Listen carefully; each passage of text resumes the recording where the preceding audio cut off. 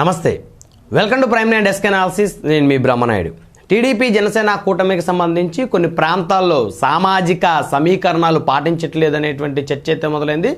MLA అభ్యర్థుల ఎంపిక విషయంలో వైఎస్ఆర్ కాంగ్రెస్ పార్టీ అన్ని సామాజిక వర్గాలకు న్యాయం చేసే విధంగా 2024 ఎన్నికల్లో టికెట్లను కేటాయిస్తున్న పరిస్థితి ఉంది. ప్రత్యేకంగా చెప్పాలంటే ఇటు ఉభయ గోదావరి జిల్లాలతో పాటు అదేవిధంగా గుంటూరు, కృష్ణా, నెల్లూరు జిల్లాల్లో ప్రధానమైనటువంటి సామాజిక వర్గాలకి తెలుగుదేశం జనసేన కూటమి ఆశించిన స్థాయిలో అభ్యర్థుల ఎంపిక విషయంలో ఆ సామాజిక వర్గాలకైతే గుర్తింపు ఇవ్వటం లేదనేటువంటి పరిస్థితి అయితే నెలకొంది. మొత్తానికి చూస్తే రాజమండ్రి నుంచి నరసరావుపేట వరకు కేవలం ఒకే సామాజిక వర్గానికి చెందిన వ్యక్తులకే ఎంపీ టికెట్లు తెలుగుదేశం కేటాయిస్తున్న పరిస్థితి ఉంది.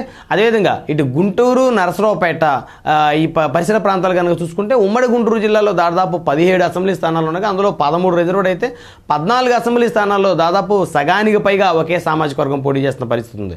కేవలం కాపు సామాజిక వర్గానికి చెందినటువంటి ఒక అభ్యర్థిగా సత్తెనపల్లి నుంచి మాత్రమే కన్నా లక్ష్మీనారాయణ మాజీ మంత్రి బరిలో దిగుతున్న పరిస్థితి ఉంది. ఇక మిగతా చోట్ల అక్కడ కూడా ఈ సామాజిక వర్గానికి అయితే ఆశించిన స్థాయిలో అవకాశాలు దక్కడం లేదని చెప్పుకోవచ్చు. అదేవిధంగా ఇటు ఉత్తరాంధ్ర కనుక చూసుకుంటే ఉత్తరాంధ్రలో ప్రధానంగా వైఎస్ఆర్ కాంగ్రెస్ పార్టీ సామాజిక సమీకరణాలను అద్భుతమైనటువంటి రీతిలో అమలు చేస్తున్నట్టు ఆ సామాజిక వర్గం నేతలు అయితే చెప్తున్న పరిస్థితి ఉంది.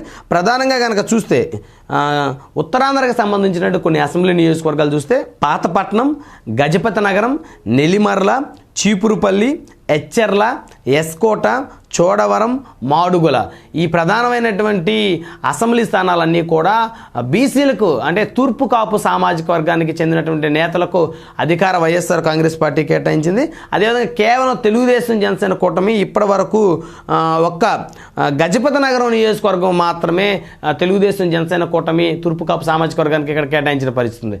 అదేవిధంగా ఒకసారి పార్లమెంటు స్థానాలు కనుక చూస్తే ఉత్తరాంధ్రకు సంబంధించి వైఎస్ఆర్ కాంగ్రెస్ పార్టీ అటు విశాఖపట్నం, విజయనగరం ఇప్పటికే తూర్పు కాపులకు సంబంధించినటువంటి అభ్యర్థులను ఎంపిక చేసింది.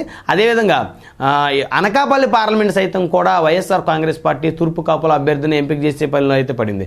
మొత్తానికి చూస్తే అటు ఉత్తరాంధ్ర కానీ, కోస్తా జిల్లాలు కానీ, అదేవిధంగా కృష్ణా, గుంటూరు ఈ బెల్ట్ ఏదైతే ఉందో ఇక్కడ ఎక్కువగా ప్రధానంగా చూస్తే వైఎస్ఆర్ కాంగ్రెస్ పార్టీ ఈసారి కాపు సామాజిక వర్గానికి చెందినటువంటి అభ్యర్థులకి ఇటు కోస్తాలో కాపులు, అదేవిధంగా ఉత్తరాంధ్రలో తూర్పు కాపులుగా పిలువబడుతుంది సామాజిక వర్గానికి అయితే ఎక్కువ స్థానాలు ఇచ్చే పరిస్థితిలో ఉంది. అయితే గతంలో చూస్తే వైఎస్ఆర్ కాంగ్రెస్ పార్టీ సామాజిక వర్గాలకి దాదాపు 30 స్థానాలు కేటాయించిన పరిస్థితి ఉంది. అయితే రాయలసీమలో కొన్ని నియోజకవర్గాల్లో వైఎస్ఆర్ కాంగ్రెస్ పార్టీ అక్కడ బలిజలకైతే ఆశించిన స్థాయిలో అయితే ప్రాధాన్యత ఇవ్వలేదని చెప్పుకోవచ్చు. ఇక్కడ ఈసారి 2024 ఎన్నికల్లో రాయలసీమలో సైతం కూడా గతంలో కన్నా మెరుగ్గా బలిజలకి ఆశించిన స్థాయిలో అవకాశాలు ఇచ్చేటువంటి క్రమంలో వైఎస్ఆర్ కాంగ్రెస్ పార్టీ అయితే ఆలోచన చేస్తున్న పరిస్థితి ఉంది. మొత్తానికి కనుక చూస్తే తెలుగుదేశం జనసేన కూటమిలో కాపు సామాజిక వర్గానికి ఆశించిన స్థాయిలో అయితే టికెట్లు అయితే దక్కటం లేదని చెప్పుకోవచ్చు. అయితే ఇప్పటికే తెలుగుదేశం 99 స్థానాలు ప్రకటించింది. అదేవిధంగా జనసేన పోటీ చేయనున్న 24 స్థానాల్లో 5 స్థానాలు ప్రకటించిన పరిస్థితి ఉంది. ఆశించిన స్థాయిలో ఈ సామాజిక వర్గానికి టికెట్లు ఏ మేరకు దక్కుతాయి అనేటువంటిది తెలియాలంటే 1-2 రోజులు వేచి చూడాల్సినటువంటి అవసరం ఉంది.